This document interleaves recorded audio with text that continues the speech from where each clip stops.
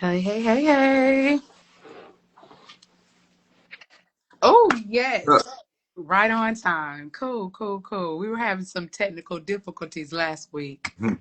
yep, we good now though. Indeed. How are you doing today? You have a good, safe weekend? Oh yeah, I didn't do anything. I didn't go anywhere. But yeah, it was great. Yes, I enjoyed the time off. So Yeah.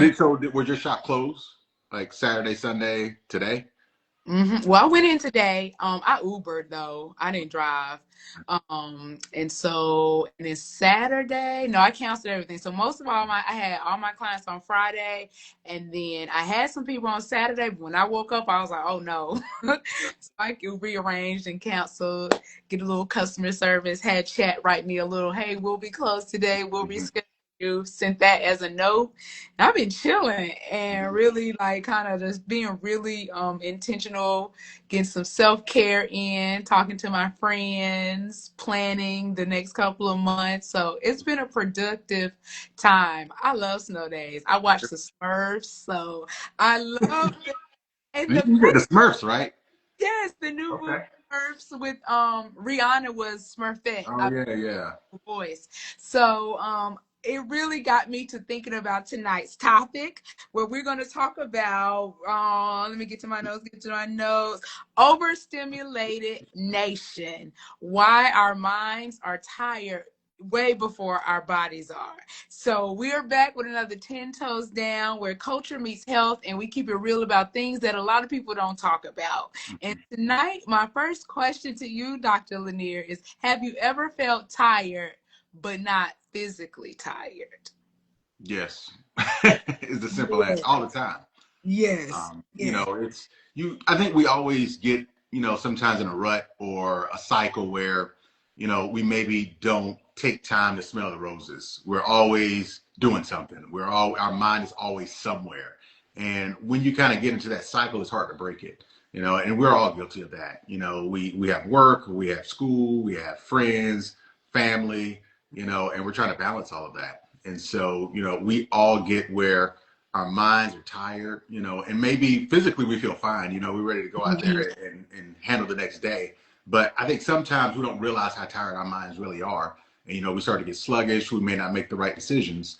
And, it's time to take sometimes a mental holiday. That's like snow days like this are great, where we can kind of sometimes just shelter in place and kind of figure out, what are the next steps that we need to take. Yes, I totally agree with you. And that leads us right into we're telling people that it's not laziness. What we're experiencing is being overstimulated. Mm-hmm. So tonight we're going to be talking about why we constantly feel on why our focus feels like it's trash and rest doesn't feel restful anymore, and how it's showing up in our bodies, especially our feet, sleep, stress, and recovery. So that feeling that you're feeling is natural. And it's because, and I want to go ahead, you usually give us the definitions. I'm going to give us the There we definition of go. overstimulation means and what it is. Overstimulation happens when your brain is exposed to more input than it can properly process, and that screens, notifications, noise, deadlines, stress, and constant decision making. So, from a medical perspective, what is happening in our body when Cortisol. They cortisol, cortisol, right? cortisol Yeah. stays elevated too long? And you can lead with what is cortisol?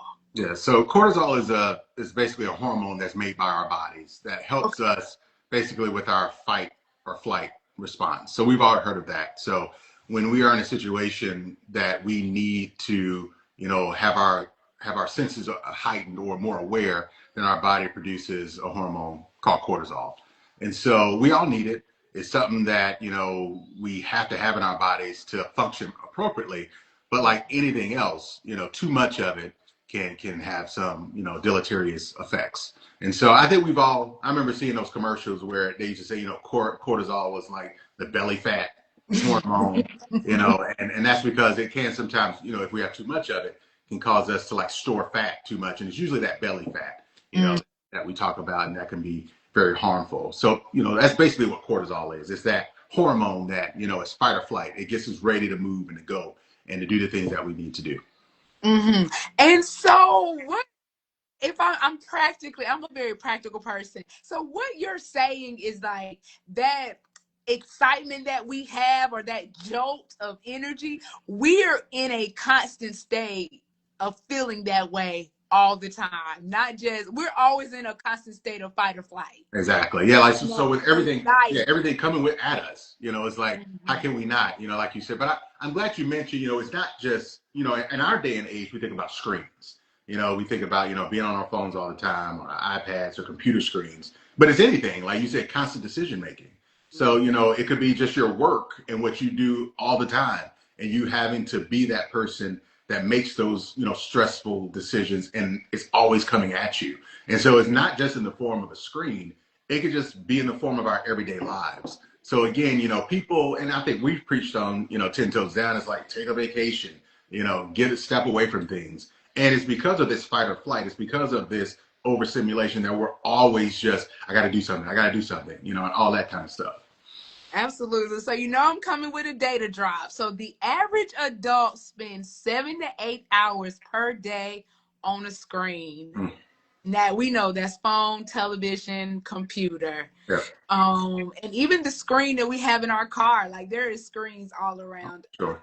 It says the average smartphone user checks their phone over 90 times a Mm. day. Is that you? You check your phone 90 times a day? I got a remedy. I'm gonna tell you what it be. Let me finish this last stat. Studies show constant notifications can reduce focus and increase cortisol, your stress hormone. Okay, so it used to be like my phone, the phone number that I have is like my business line. And it started like Trump's first election, just calls, calls, calls. Then after the election, it stopped.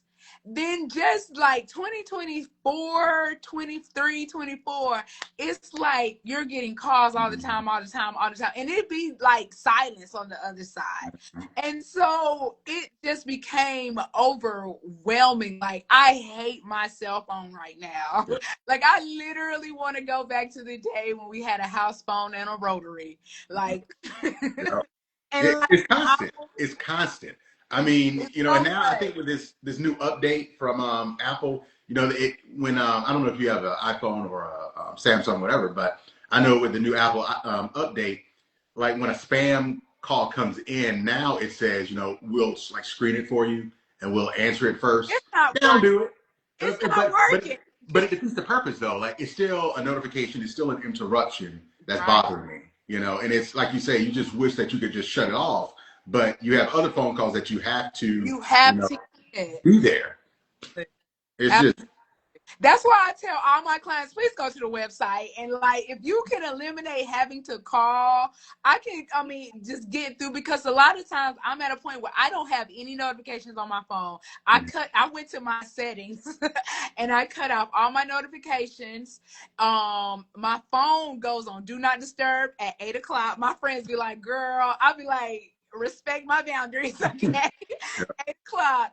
I'm not even an old lady. I'm like, you old. No, I got to get out of that cycle. Also, there's a setting on iPhones where I am only on social media 30 minutes a day. After 30 minutes, it'll give a notification and I will check myself and be like, bet. So I'm really like, when I'm going, I'm trying to like, view, comment, repost, do my editing on my thing, and I'm out of there. yeah.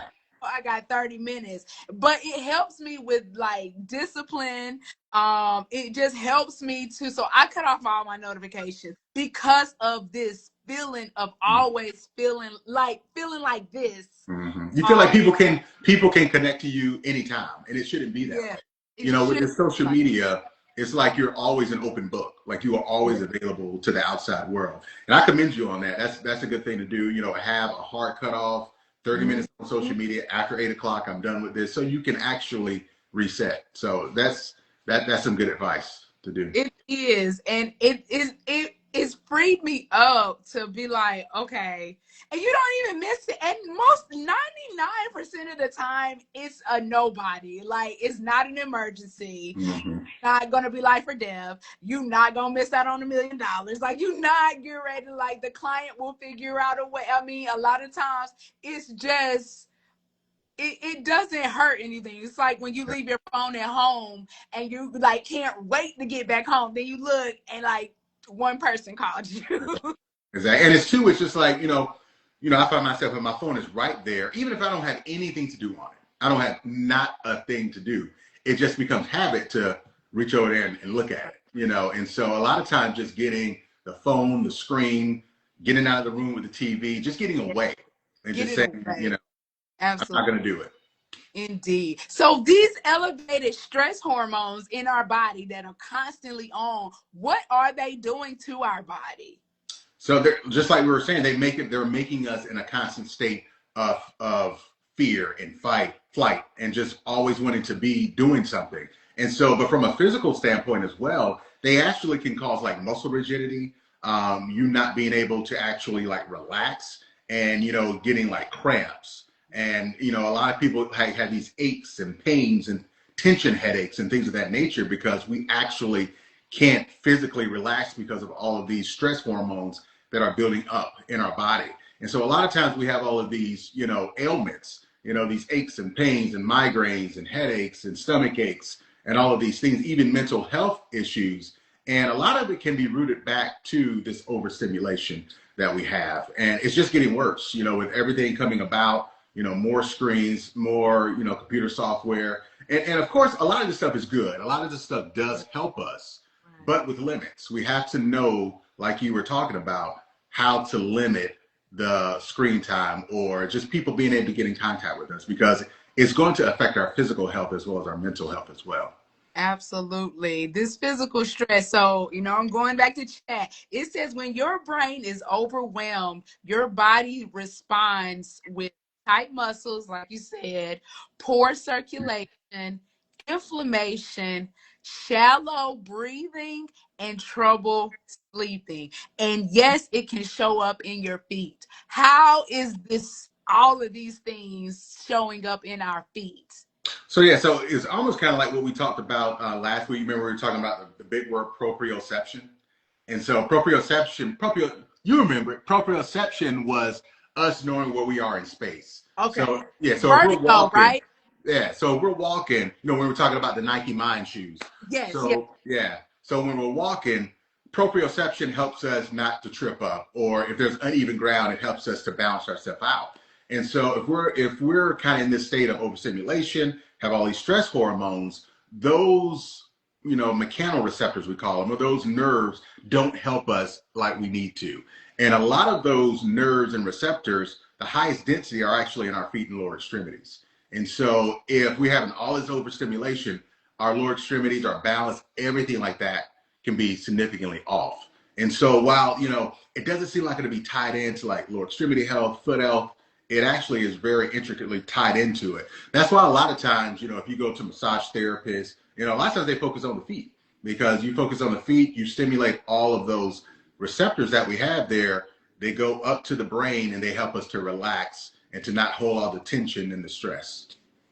Absolutely. I'm so glad you brought that up because I am always telling clients, like when they're sitting in the chair and the guys are in our big oversized recliner and we're doing the manicure, I'll tell them, would you stop trying to fight me? Because their hands, I think they want to help me, but Mm-hmm. like, I don't need your help. Like, relax. Or they just can't They just like can't relax. That's it. They just relax. can't relax. They Yeah. can't relax. And I'm constantly like, are you trying to fight me today? And then they understand, boom. And when because I do it so much, I just study how their body reacts. When I see that their shoulders drop down, Mm-hmm. I know that I got them. And literally, like within 5 minutes of that shoulder drop, their head start. I mean, Yeah.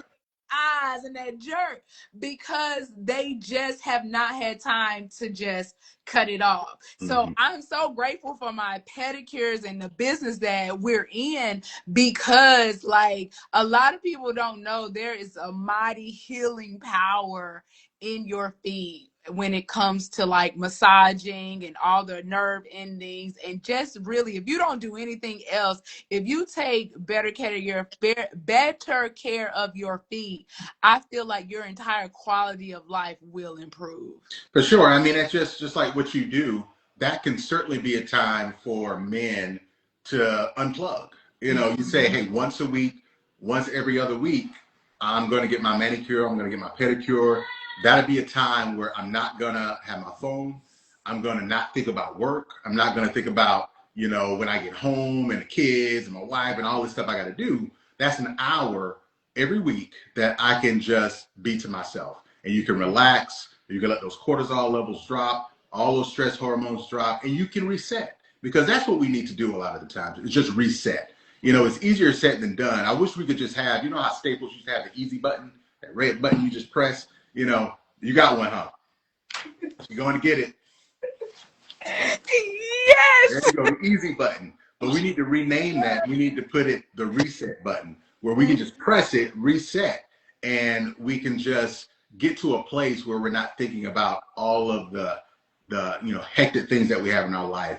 And you know, at Alpha Male, that would be an awesome you know ritual to do. Is say, hey, I'm going to go to Alpha Male. This would be my reset for the week, and then you can just you know go from there. Yes, I mean, I agree with you wholeheartedly, of course. But I can see how like the guys that are on our membership allows you to come in twice a month. Okay. Now, in the beginning, when I tell a guy, they always used to ask how often should we come, and I would say at least twice a month.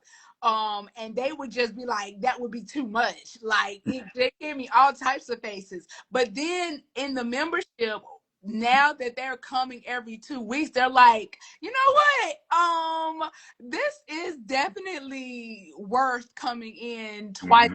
a week or twice a month, because 30 days is a long time. So being able to break that up halfway Mm-hmm. through and then get to the end, which ends up being the first, like it makes a huge difference. And so I just feel like, of course, like I tell you things, but it just takes people time and to get into the process. So like doing something every 2 weeks, at least once a month. I saw on TikTok where this gentleman was like, if his birthday is on the 25th, every month on the 25th, that's his mental health day. And it doesn't have to be extravagant like traveling the world, or I love a good passport trip, but it can really just be staying in your house, you know, Mm-hmm. watching a cartoon and, you know, just really kind of relaxing.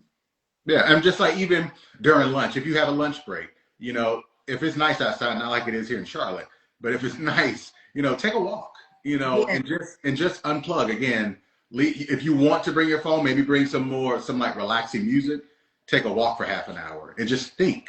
You know, it doesn't have to be about anything specific. It doesn't have to be about you know what I'm going to do on this next project I have at work. It just has to be just think. Think about what your next vacation is going to be. You know, just something very soothing that can kind of take you out of your, you know, rut and out of the day to day that can just help you reset. Absolutely. And that's such a good idea for you to just, that's what visualization Mhm. is. Like I told you, I've been watching a lot of the cartoons and the Smurf, and they talk about our imagination, how we should be actively using our imagination on a consistent basis, because it's not just child's play. Like that's how you get along in life. That brings your joy, that brings you, like you say, remember that beach trip or that what you would like for it to be. That Mhm. helps us to be able to reset and kind of get away from the overstimulation. So what would you say is, well, let's just say this, why doesn't rest feel restful anymore? And is it the same as when we say we're laying down, but are we getting rest when we're laying down? Yeah, that's a good question. It's like how do you actually get restful rest? You know, because a lot of times you'll lay down and let's say you do go to sleep, you take a nap, you wake up, and you don't really feel like you had that really good rest.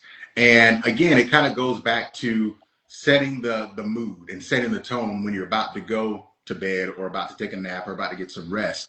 A lot of one thing that I tell people too about restfulness too, like sometimes you may have to wear like an eye mask. Maybe the light that's messing you up. Maybe you're sleeping with a spouse or a significant other that has to have, the lamp on because they want to read, or they have to have a TV on or something. You have to set your personal space, whether that be earplugs, whether that be an eye mask, so that you are in a place that's going to help you get the best rest.